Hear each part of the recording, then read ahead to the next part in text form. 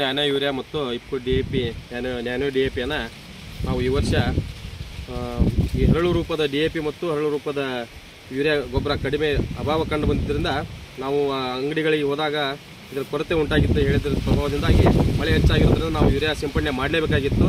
ಆ ಕಾರಣದಿಂದ ನಾವು ಹರಳು ರೂಪದ ಯೂರಿಯಾ ಕಡಿಮೆ ಇರೋದ್ರಿಂದ ಈ ನ್ಯಾನೋ ಯೂರಿಯಾವನ್ನು ಮತ್ತು ನ್ಯಾನೋ DAPಯನ್ನು 2 ಸಾರಿ ಬಳಸಿದ್ದೀನಿ. ಇದು ರಿಸಲ್ಟ್ ಚೆನ್ನಾಗಿ ಬಂದಿದೆ. ಈಗಾಗಲೇ ನಮ್ಮ ಗೋಂಜಾಳ ಒಳ್ಳೆಯ ರೀತಿಯಿಂದ ಬೆಳೆದಿದೆ. ಹಾಗಾಗಿ ಈ ಯೂರಿಯಾ ಕೊರತೆ ಕಂಡು ಬಂದಲ್ಲಿ ರೈತರು ನ್ಯಾನೋ ಯೂರಿಯಾನ ಬಳಸಬೇಕಾಗಿ ಎಲ್ಲರಲ್ಲಿ ನಾನು ಕೇಳ್ಕೊಳ್ತಾ ಇದ್ದೀನಿ.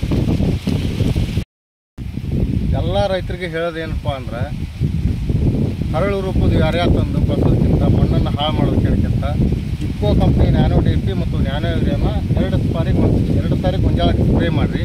ಅದರಿಂದ ಉತ್ತಮ ಇಳುವರಿ ಕಾಣ್ತೀರಿ. ಈ ವರ್ಷ ಜಾಸ್ತಿ ಮಳೆ ಇದ್ದರೂ ಕೂಡ ನಮ್ಮ ಗೋವಿನ ಜೋಳ ಇಫ್ಕೋ ಕಂಪ್ನಿ ನ್ಯಾನೋ ಯೂರಿಯಾ ಮತ್ತು ನ್ಯಾನೋ DAP ಬಳಸಿದ್ರಿಂದ ಒಳ್ಳೆಯ ಫಸಲು ಕಾಣಿದ್ದೇವೆ. ಎಲ್ಲರೂ ಲೋಡ್ ಗಂಟ್ಲಿ ಚೀಲ ತಂದು ಹಾಕೋದಕ್ಕಿಂತ ಇವುಗಳನ್ನು ಬಳಸಿ ಬೆಳೆ ಬೆಳ್ಕೊರಿ, ಸ್ಪ್ರೇ ಮಾಡಿ.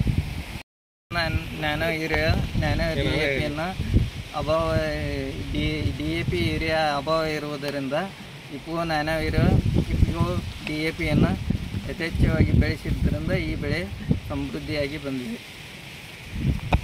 ಹಳಕ್ಕೆ ಬೆಳೆಸಿಲ್ಲ, ನ್ಯಾನೋ ಯೂರಿಯಾ ನ್ಯಾನೋ DAP ಬಳಸಿದೆ.